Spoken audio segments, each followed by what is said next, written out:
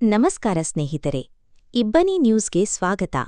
ಹರಪನಹಳ್ಳಿ ಮಳೆಗಾಗಿ ಪ್ರಾರ್ಥಿಸಿ ಗಡಿಚೌಡೇಶ್ವರಿ ಪರವು.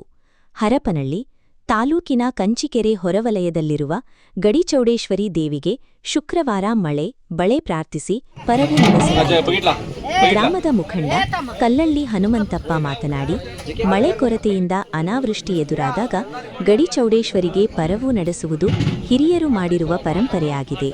ಅದರಂತೆ ಧಾರ್ಮಿಕ ವಿಧಿವಿಧಾನಗಳ ಮೂಲಕ ಪೂಜಾ ಕೈಂಕರ್ಯ ನಡೆಸಲಾಗಿದೆ ಎಂದರು.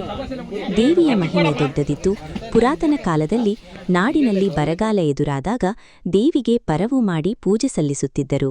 ಪರವು ನಡೆಸಿದಾಗ ಸುತ್ತಮುತ್ತಲಿನ ಪ್ರದೇಶದಲ್ಲಿ ಕುರಿ ಹಾಲಿನಂತಹ ಮಳೆ ಸುರಿಸಿತ್ತು.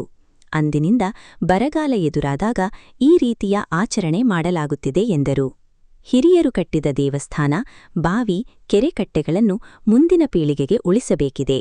ಈ ನಿಟ್ಟಿನಲ್ಲಿ ಪುರಾತನ ಕಾಲದ ದೇವಸ್ಥಾನಗಳು ಉಳಿಯಬೇಕು. ಗಡಿಚೌಡೇಶ್ವರಿ ದೇವಸ್ಥಾನ ಅವನತಿಯತ್ತ ಸಾಗಿರುವುದು ಭಕ್ತರ ನೋವಿಗೆ ಕಾರಣವಾಗಿದೆ. ದೇವಸ್ಥಾನ ಪುನರುಜ್ಜೀವನದ ಜೊತೆಗೆ ದೇವಸ್ಥಾನದ ಮಾರ್ಗವನ್ನು ಅಭಿವೃದ್ಧಿಪಡಿಸಬೇಕು ಎಂದರು. ಪರವು ಕಾರ್ಯಕ್ರಮದ ಅಂಗವಾಗಿ ಪ್ರಸಾದ ಏರ್ಪಡಿಸಲಾಗಿತ್ತು. ಭಕ್ತರು ಸಹಪಂಕ್ತಿ ಭೋಜನದಲ್ಲಿ ಪಾಲ್ಗೊಂಡಿದ್ದರು.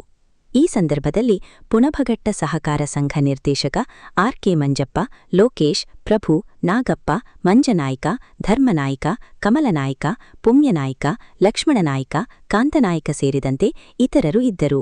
ವರದಿ ಮಹೇಶ್ ಅರಸೀಕೆರೆ.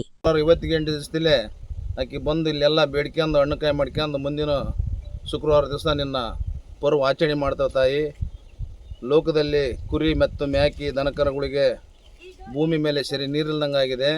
ಕೃಪಾಶ್ರವದ ಮಾಡುವ ವರ್ಣದೇವನ ತರಿಸವಂತಂದೇಳಿ ಅಡ್ಡು ಬಿದ್ದೆಲ್ಲ ಬೇಡ್ಕೊಂಡಾಗ ಇವತ್ತು ಅದರ ಆಚರಣೆ ಮಾಡಿ ಎಲ್ಲರಿಗೂ ದೇವಿ ಪ್ರಸಾದವನ್ನು ಸ್ವೀಕಾರ ಮಾಡ್ಬೇಕಂತಂದೇಳಿ ಎಲ್ಲ ಇಲ್ಲಿ ಭೂಮಿ ಒಡೆಯರು, ಹೊರಗಿನರು ಮತ್ತು ನಮ್ಮ ಪೇಪರು ಮಾಧ್ಯಮರನ್ನೆಲ್ಲ ಕರೆಸಿ ನಮ್ಮ ಹೊಳಲನ್ನು ಹೇಳ್ಕೊಂಡು ದೇವಿ ಹಬ್ಬದ ಆಚರಣೆ ಮಾಡ್ತೇವೆ. ಜೈ ಚೌಡೇಶ್ವರಿ ನಮಃ.